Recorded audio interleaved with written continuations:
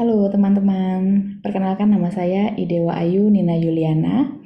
Nomor induk mahasiswa saya 46122110045. Saya adalah mahasiswi di Universitas Mercu Buana Kampus Meruya mengambil jurusan psikologi.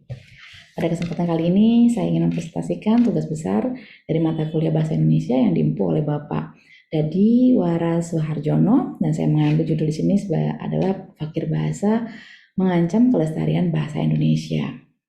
Kira-kira nih kalau mendengar kata fakir bahasa, teman-teman punya ide apa yang akan kita bicarakan atau tidak ya? Oke, mungkin saya izin untuk menunjukkan sebuah video pendek untuk memberi gambaran yang lebih baik tentang apa yang akan kita bicarakan pada presentasi kali ini. Izin saya share materi videonya sebentar. Baik. Sudah terlihat ya, kita tonton bersama. Book by It's Roughneck lah gitu loh. Instagram gue private tuh bukan karena gue introvert atau socially awkward, bukan. Dan kenapa gue suka nge-share quotes-quotes gitu tuh bukannya so aware mental health, bukan. Tapi kan emang gue pernah didiagnosa bipolar beneran gue oleh tweet akun alter di Twitter. Dan kenapa caption foto gue tuh bahasa Inggris terus tuh bukannya gue so bilingual atau so jaksel, tapi kan emang gue pernah kuliah di US dan demikian video pendek. Saya kembalikan kepada Salindia presentasi saya. Oke.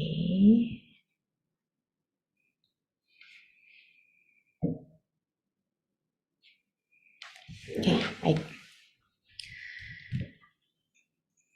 Oke, satu video sudah saya putarkan. Saya ingin membagikan satu gambar lagi di sini. Saya bacakan sebentar ya. Aku tuh lagi too much problem gitu loh, dibuat overthinking sama dunia perkuliahan yang which is bikin anxiety banget. Satu pertanyaan untuk Anda, seberapa sering Anda mendengar kalimat bahasa Indonesia yang disisipkan dengan istilah bahasa asing? Saya percaya cukup sering ya teman-teman, terutama untuk kalian yang berada di daerah Jakarta. Ini adalah hal yang sangat lumrah kita dengar ataupun kita baca di dunia sosial media. Mungkin yang menjadi pertanyaan sekarang adalah kenapa sebenarnya hal ini bisa terjadi? Gitu. Nah, ini berhubungan dengan karakteristik dari bahasa itu sendiri. Jadi karakteristik bahasa memiliki beberapa karakteristik. Yang pertama adalah arbitrer, mana suka, yaitu memiliki arti hubungan antara lambang dengan yang dilambangkan itu tidak bersifat wajib.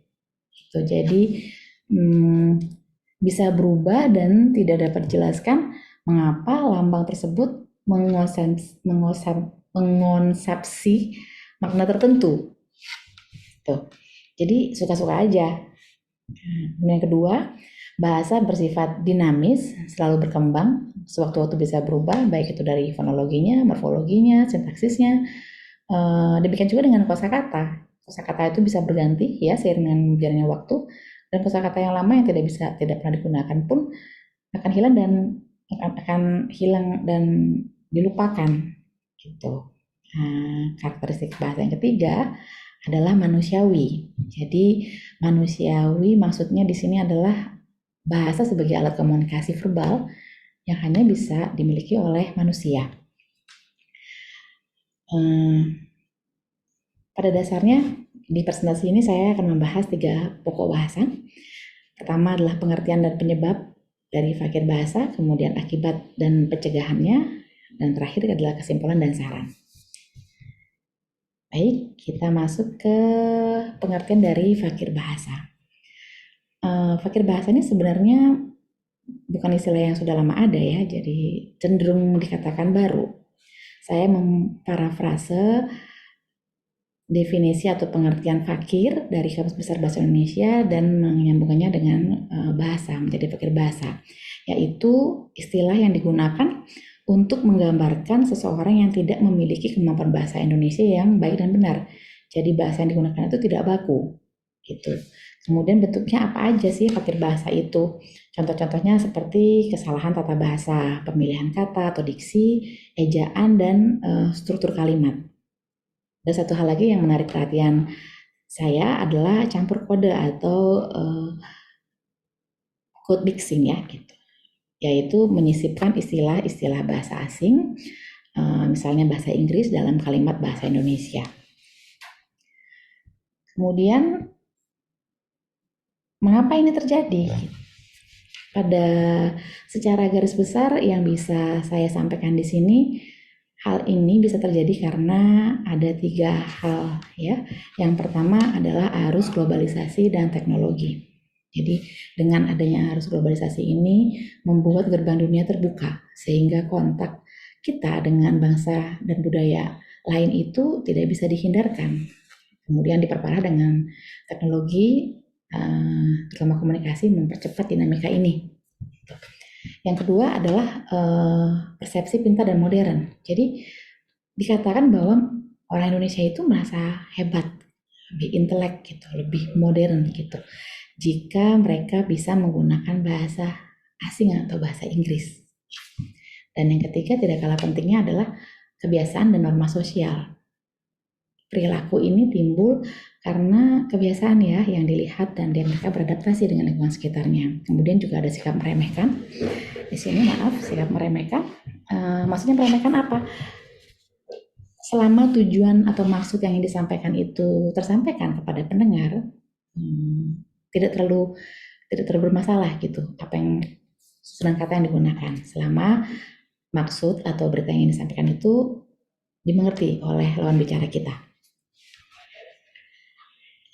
Saya mencoba mencari data lain dari pernyataan ini. Jadi saya mencari opini publik di sosial media, terutama di Twitter, dan saya menemukan beberapa hal yang menarik. Saya ingin membagikan ini juga ke teman-teman. Ya, yang pertama, ini adalah sebuah cerita di mana seorang anak muda sedang diinterview untuk mendapatkan pekerjaan, dan anak ini menjawab pertanyaan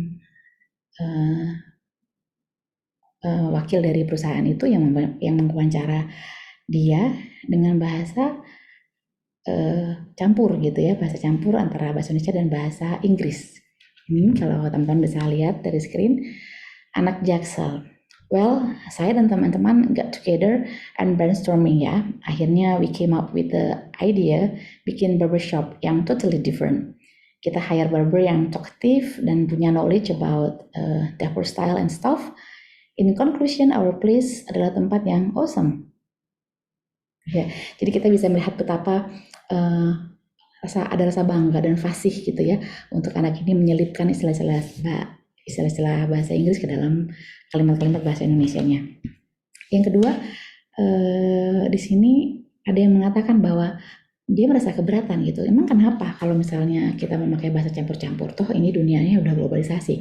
Era globalisasi itu kan semuanya baik-baik aja selama pesannya tersampaikan, jadi harusnya nggak ada masalah dong.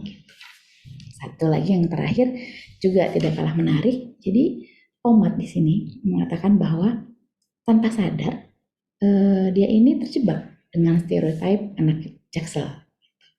Jadi dia mulai memakai bahasa campuran yang honestly nggak sadar, it came out automatically dari mulut dia, gitu yang dia share seperti ini. Kemudian saya juga menyempatkan diri untuk melakukan survei kecil-kecilan melalui Google Form. Saya menggunakan Google Form, saya mendapatkan 54 orang responden di usia 18 sampai 45 tahun. Mereka tinggal di area Jabodetabek dan Bali. Kenapa Bali? Karena saya punya saudara di sana dan beberapa kenalan sehingga memungkinkan saya untuk mendata mereka. Apa kata mereka? Pertama, ketika saya menanyakan apakah mereka menggunakan bahasa Inggris dalam kuliah bahasa Indonesia di kesehariannya, mereka menjawab 56% dari mereka menggunakan campur kode. Yang kedua, seberapa sering? Dan 50% mengatakan ya mereka menggunakan ini cukup sering. Gitu. Dan ketika saya tanyakan, apakah mereka tahu bahwa penggunaan bahasa campur kode ini bisa mengganggu kelestarian dari bahasa Indonesia, 50% menjawab tahu. Tapi lucunya, mereka tetap menggunakannya. Dan alasan kenapa mereka menggunakan ini adalah terbiasa katanya, jadi kebiasaan gitu ya. Terus lebih singkat, lebih gampang, mengikuti tren anak Jaksel. Ada juga yang bilang habis nggak nemu sih kata perdana Indonesianya apa, susah dicarinya gitu ya. Terus bahasa-bahasa apa yang istilah-istilah bahasa Inggris apa yang biasanya mereka gunakan gitu. Mereka menyebutkan ada basically, which is, really, exactly, by the way, and then on the way, prefer, make sense, deadline, schedule, dan masih banyak lagi istilah-istilah bahasa asing yang mereka gunakan sehari-hari.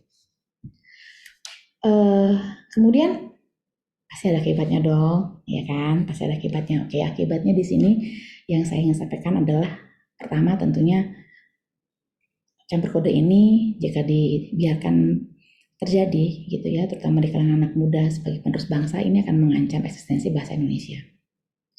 Kemudian dengan memilih menggunakan istilah bahasa asing dibandingkan bahasa Indonesia sebagai bangsa Indonesia, ini merendahkan derajat bangsa kita sendiri gitu. Dan ini tidak baik ya. Dan yang terakhir, sudah pasti akan menghambat perkembangan bahasa Indonesia sendiri. Seperti yang kita ketahui juga di tahun 2045 ini kita kan punya tujuan untuk menjadi salah satu bahasa yang diterima di Perserikatan Bangsa-Bangsa ya sebagai hadiah 100 tahun Indonesia merdeka. Dan ini akan sulit terjadi jika hal ini dibiarkan berlangsung. Kemudian pencegahannya apa?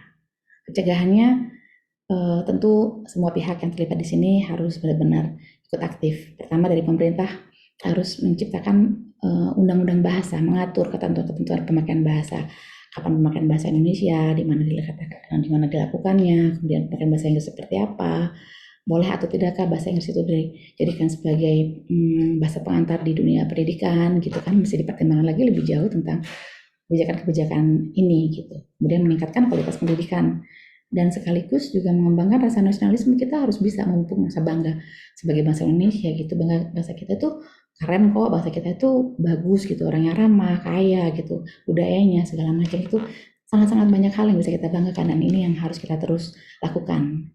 Kemudian kita harus bisa menjadikan bahasa Indonesia itu sebagai tuan rumah di negeri sendiri. Kita menerima berapa wisatawan setiap tahunnya. Kenapa kita tidak membiarkan mereka untuk datang ke sini dan mereka harus bisa belajar bahasa Indonesia, bukan kita yang belajar bahasa mereka. Demikian sehingga nantinya Indonesia akan bisa menjadi tuan rumah di negerinya sendiri. Yang terakhir dari presentasi saya adalah kesimpulan dan saran. Oke, kondisi kebahasaan Indonesia ini tidak baik-baik saja. Dan ini perlu kita pahami dan kita resapi bersama.